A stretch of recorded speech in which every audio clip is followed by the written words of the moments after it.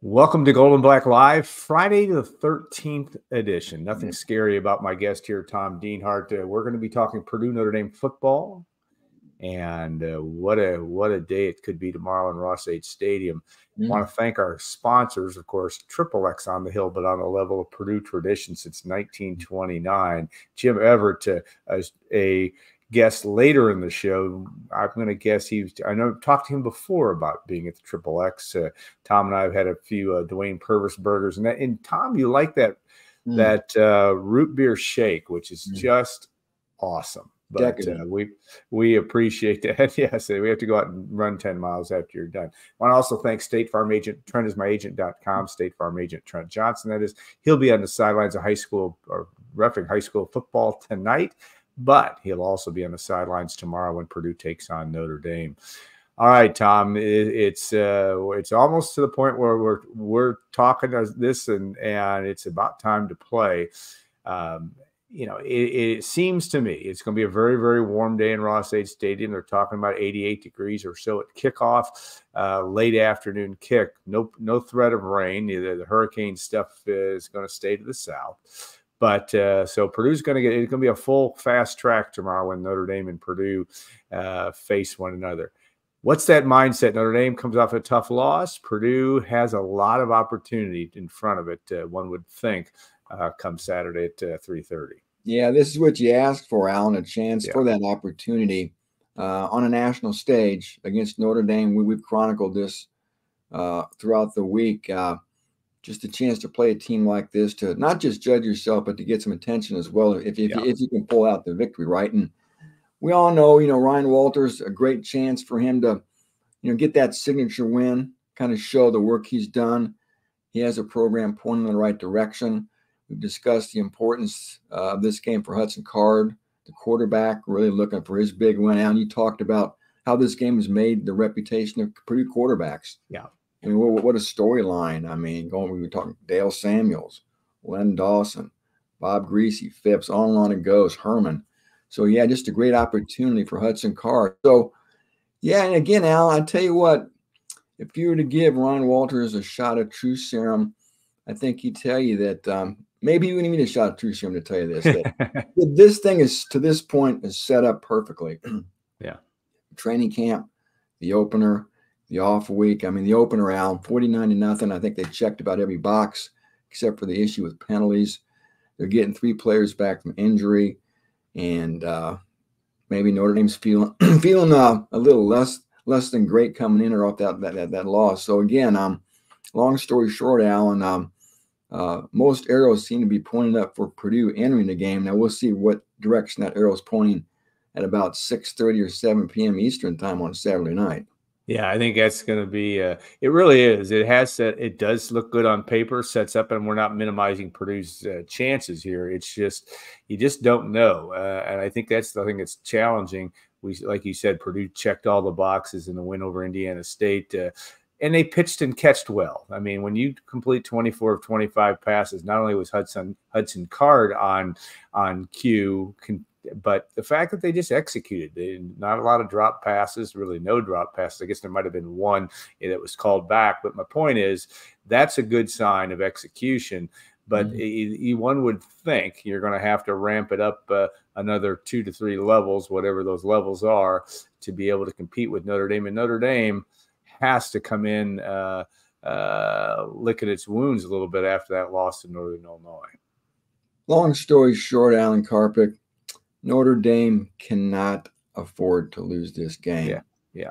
We all know where the pressure's at when this ball's kicked off. Marcus Freeman has to feel the weight of the world on his shoulders. I can't imagine. They lose Saturday. I mean, yeah. I mean, you don't want to start shoveling dirt on some team in mid-September, but it's Notre Dame's playoff hopes. They already maybe finished a couple weeks after everybody thought they were a shoo-in. How crazy life is, right? But again, it's all about matchups too, right? I think the strength on Saturday should be the Purdue offense versus the Notre Dame defense, without a doubt. But you know what, Alan, in these kind of games, sometimes it's that opposite matchup that nobody's focusing on. The Purdue defense, much maligned last year, versus a Notre Dame offense that has had its share of issues in the first 2 games of the year. I believe no touchdown passes yet Riley Leonard's struggles in the passing game have been well documented, and could really keep no sustained drives going against Northern Illinois aside from the opening drive. So yeah, maybe that's the matchup, Alan. Which are those kind of beleaguered units? I don't want to call Purdue's defense beleaguered, but something to prove, obviously. Which of those two units, the Purdue defense or the Notre Dame offense, can maybe make the most plays and neutralize the other? You know, how Purdue runs or chooses to its play selection. Again, Notre Dame, I think it was Northern Illinois, had 47 rush attempts, 195 yards last week. Quite surprising that they were able to hold the ball that long and control the clock, control the tempo of the game, certainly.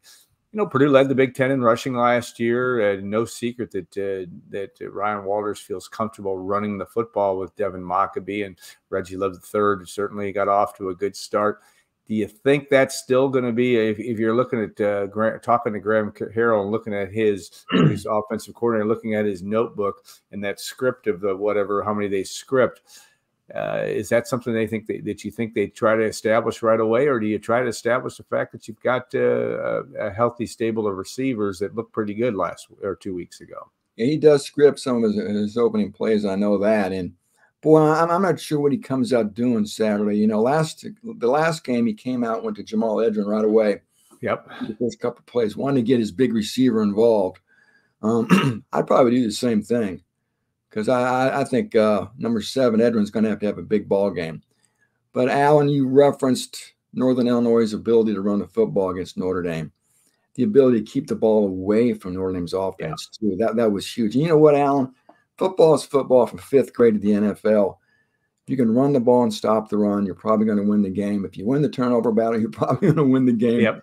There's no great revelations here as far as concocting a winning formula in most games. So, yeah. Come out and try to run the ball. If NIU could, why can't Purdue? You talked about Purdue's rushing acumen last year. I think the line's better this year, Alan. You got to like Mockabee and Love. Card can tuck in and run too.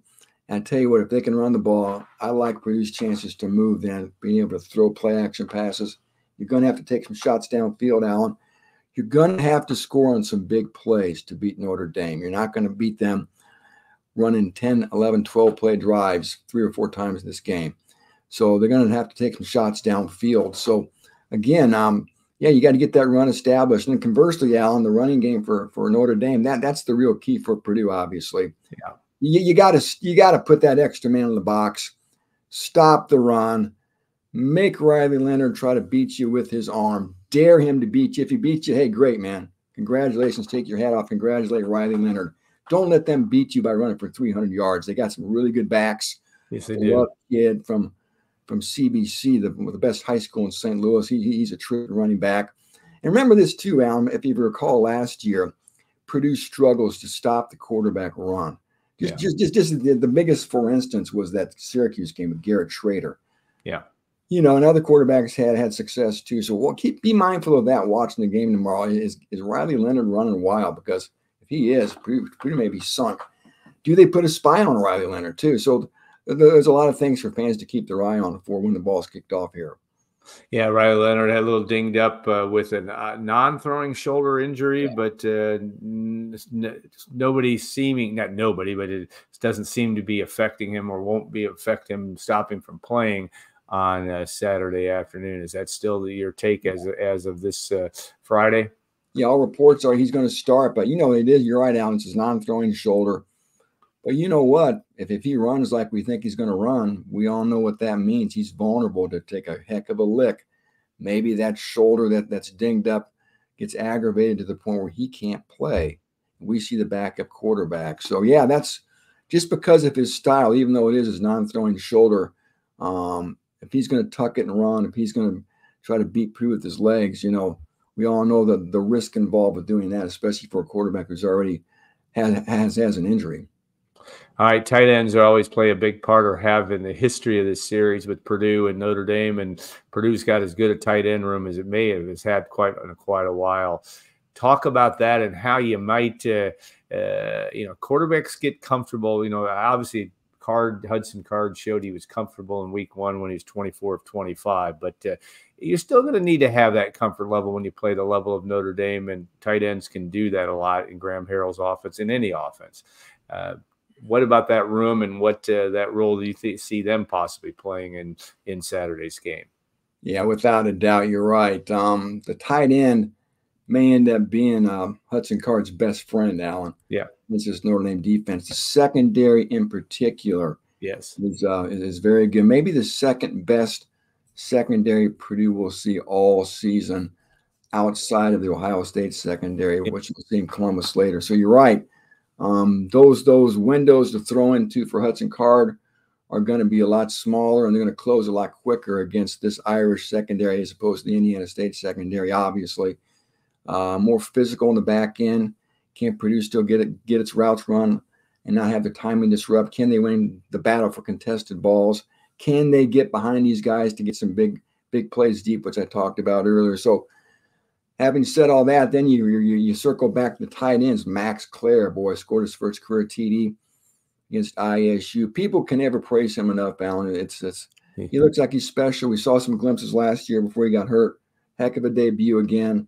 I'm sure, if Purdue's going to win, he's going to have to probably make 7 or 8 catches. And, yeah, Notre Dame's got a pretty good tight end too. Mitchell Levin's a preseason All-American. So they've got a nice tight end legacy just like Purdue. But you're right, the battle at tight end is going to be a fun one to watch Saturday. All right, the 3 guys that are coming back, fill everybody in on that, and just what roles, that you expect. There's still a couple guys that may be out too, but the injuries, it's more of a preseason injuries and guys finally getting ready to play. But talk about what you see and what Ryan Walters talked about this week. Yeah, out for sure. The wide receiver, C.J. Smith, the fastest player on the team, 2nd week in a row, hamstring, out for sure. Cornerback Nyland Green, like C.J. Smith, a transfer from Georgia, out a 2nd week in a row. Foot injury. Yeah, I'll tell you what, Alan. If you could pick one of those 2 guys to have Saturday, I think it would have been Nyland Green. I think Purdue's okay at receiver, but they could have really used Nyland Green at cornerback because ND's got some nice receivers, even though the pass game struggled. And then the guys we know are back for sure that missed the opener. The key guy, the name to know there is Corey Stewart. Yeah. The #1 left offensive tackle, the transfer from Ball State. He's from Nashville, Tennessee, maybe a pro. They love him, and he's back. He missed a lot of camp with an injury. Also back Cam Brown, transfer wide receiver from UCLA. He'll be more of a depth guy, but he's a 6-year player, Alan, probably 23 or 24 years old. You got to think he'll help. He's been there and done that. He's not going to be afraid of the stage. And then defensively, Joe Anderson, another 6th-year player. Well, I don't think practiced once in camp. And he's an interior defensive lineman, and he will definitely add depth. Could start. If he doesn't start, he's going to play a lot. They got 4 guys that can rotate, which is good because you want to keep those guys fresh. 4 D linemen, 2 nose tackles. They got 6 guys there, Alan, on the interior. I think they feel confident with. And again, you want to keep those guys fresh. As you know, Alan, you watched a lot of these games in the past. I have. Teams can usually hang with Notre Dame and the Ohio States for maybe a half. You get in the 3rd, 4th quarter. That's when being able to stay fresh really matters, and that's where having that depth now, Purdue's defensive line, may pay off if they're out there for any extended stretch trying to slow down that ND ground game. 88 degrees, like I said, that'll be an extra premium in making sure that there's some freshness out there on both sides of the ball. Certainly will be a storyline to watch. All right, Tom, your prediction will be on the site later today. But it will be interesting to see. I've been saying upset only because I've been saying that I don't know that that's going to happen, but that was my prediction early. But what do you see? What do you think you're going to pencil in for that prediction? I'm not sure my score right now. I think the Irish will find a way to win it late. I don't think they'll cover. I think it's going to be a close game. I think in the end, Notre Dame will find some way to make one more play in the 4th quarter to pull this thing out. Maybe I'm wrong. I usually am in life. And I'm sure Purdue fans hope I'm wrong in this instance. It's going to be a lot of fun just to have the Irish back in Tippecanoe County. for the first time since 2013. Now that was a long time ago. Long time ago. Gosh. And they'll be back again. Right, they're playing 5 consecutive years now, 2024 to 2028. So the Irish will be back here in 26 and 28, I believe it is. Hard to believe that we're talking about 2028, but that's the reality of it all as well. So, all right, Tom, we always appreciate your work. You can see it all on goldenblack.com, and there has been a lot of it this week. Also, make sure you tune into our Saturday simulcast after, and we've got pregame radio. If you didn't get a chance to watch this, you might consider subscribing to us on YouTube as well. A lot of ways to hear Tom and what he has to say about Purdue football. Okay, we will take a short break. Dave Shondell, who needs no introduction, will join us in segment 2 and talk Purdue volleyball. The Boilermakers on the road tonight playing Houston, and then they will get maybe a chance to play Kentucky, number 10 Kentucky, on Saturday. And then Jim Everett, somebody that Tom Dienhart knows well and has interviewed. Jim will join us in segment 3. He was the hero, among others, of that upset win 40 years ago in the Hoosier Dome. Purdue beats Notre Dame in that game, and he quarterbacked Purdue to 2 Notre Dame wins over Notre Dame, I should say, in 84 and 85. So Jim will join us too. So stay tuned. We'll see you in a couple minutes on Golden Black Live.